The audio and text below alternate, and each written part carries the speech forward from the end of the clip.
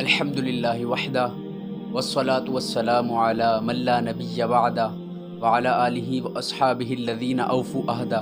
اما بعد فاعوذ باللہ من الشیطان الرجیم بسم اللہ الرحمن الرحیم۔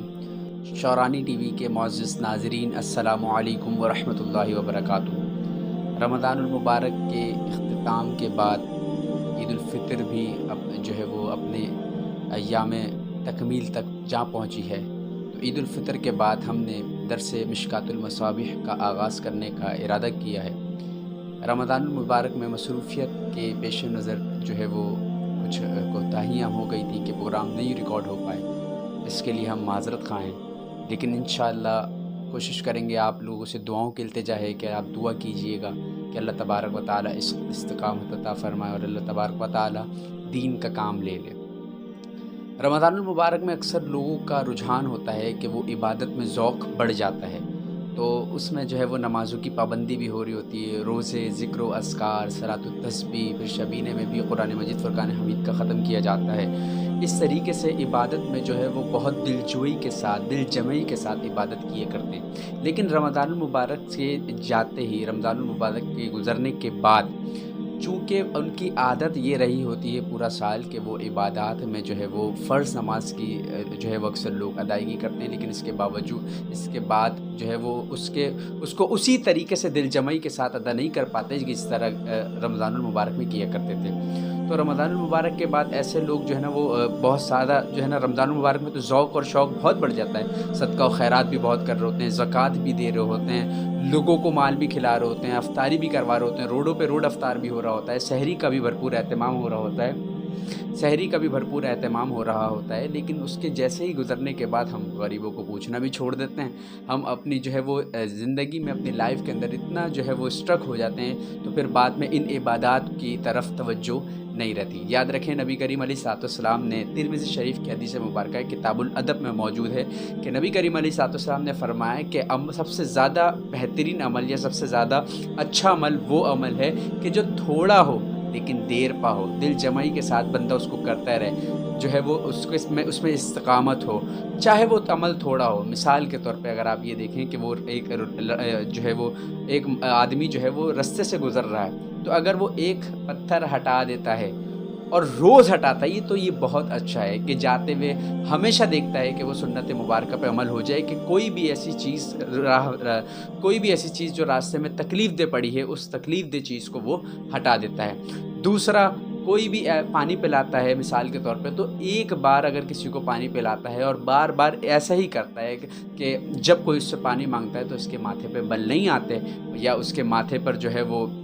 غصے کے آثار نظر نہیں آتے، یا وہ جھڑکتا نہیں ہے بلکہ قابو پاتا ہے، اور نبی کریم علیہ السلام کی سنت مبارکہ پر عمل کرتا ہے کہ کسی کو پانی پلانے کا بہت زیادہ ثواب ہے، تو وہ پانی پلایا کرتا ہے۔ تو یاد رکھیں، یہ جو ایک بار پلا رہا ہے اپنی زندگی میں، اس عمل کو اس نے رائج کر دیا ہے، تو یہ بہت وہ نیکوکار میں لوگ یہ ثابت ہوگا، اور یہ بہت معتبر عمل ہے، کیونکہ نبی کریم علیہ السلام نے حدیث مبارکہ میں ارشاد فرمایا کہ جو تھوڑا ہو لیکن دیر پا ہو، تھوڑا ہو اس میں استقامت ہو۔ تو ہمیں رمضان المبارک کے بعد ہم ویسے ہی عبادت نہیں کر پاتے کہ جیسے رمضان المبارک میں کیا کرتے تھے۔ تو عام حالات میں کوشش کریے گا کہ جو عبادات کر رہے ہیں وہ دل جمعی کے ساتھ کریں، جو عبادت کر رہے ہیں اس میں ذوق اور شوق بالکل ویسا ہی ہونا چاہیے کہ جیسے اللہ تبارک و تعالی کا عبادت کرنے کا حق ہے، اسے حق بجا لانے کی ہم تو اس قابل نہیں ہیں، تو اس حق بجا لانے کی ہمیں توفیق عطا فرمائے۔ اور اسی طریقے سے آپ دیکھیں گے کہ رمضان المبارک میں لوگ کھلانے پلانے کا ذوق اور شوق بھی بہت ہوتا ہے، لیکن رمضان کے علاوہ اگر کوئی وہ پروفیشنل بیگرز کے علاوہ میں بات کر رہا ہوں کہ اگر کوئی عام آدمی بھی ان کے سامنے آ جاتا ہے اور اپنی حاجات کا ذکر کرتا ہے، تو یار یقیناً سن تو لیا کریں کم سے کم کہ اگلا کہنا کیا چاہ رہا ہے۔ ہو سکتا ہے اللہ تبارک و تعالیٰ نے اس کو آپ کی طرف متوجہ کیا ہو کہ آپ اس کی شاید مدد کر سکتے ہو۔ آپ دیکھ لیں، اس حالت دیکھ لیں اس کی کہ وہ کس طریقے کا ہے، کیا وہ پروفیشنل تو نہیں ہے، کیا اس کے عام حالات میں روٹین تو نہیں ہے۔ اگر وہ ایسا نہیں ہے تو اس کی مدد کر دینی چاہیے۔ دوسرا یہ کہ آپ دیکھیں کوئی اکثر لوگ آتے ہیں کہ وہ مانگ رہے نہیں ہوتے بلکہ وہ کہہ رہے ہوتے ہیں ہمیں کھانا کھلا دیں، پانی پلا دیں۔ تو ہم رمضان المبارک میں تو ہمارا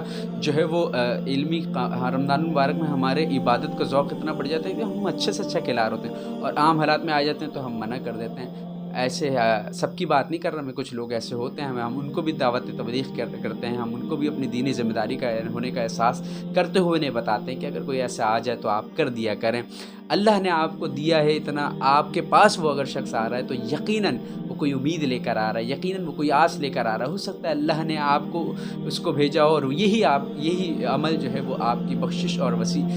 بخشش کا ذریعہ بن جائے، آپ کو نجات مل جائے۔ تو مسلمانوں کا تو ہمیشہ شیوا رہا ہے، مسلمان ہمیشہ کوئی بھی کام کرتے ہیں تو وہ اللہ کی رضا کے لیے کرتے ہیں، اور اس میں ریاکاری کا شائبہ بھی نہیں ہوتا، اس میں دوسروں کو دکھاوے کا جو ہے وہ بھی شائبہ نہیں ہوتا، اور دوسرے کو دکھانے کی نیت سے بھی نہیں ہوتا۔ ہمیشہ جو بھی عمل کرتے ہیں یقیناً وہ اللہ تعالیٰ کو خوش کرنے کے لیے اور اس کے رسول کو خوش کرنے کے لیے کرتے ہیں، اور اپنی جتنا بھی علم سیکھتے ہیں اس پر عمل کرتے ہیں، یہ صرف حصول رضا الہی ہوتا ہے۔ تو یقیناً امید کروں گا کہ انشاءاللہ جو سلسلہ ہم نے دوبارہ قائم کرنے کی کوشش کی ہے، جو تسلسل ہمارا بیچ میں ٹوٹ چکا تھا، اس تسلسل کو برقرار رکھتے ہوئے انشاءاللہ پھر آپ کی خدمت میں اسی طریقے سے حاضر ہوتے رہیں گے۔ آپ کو اگر کوئی اپنے سوالات فقہی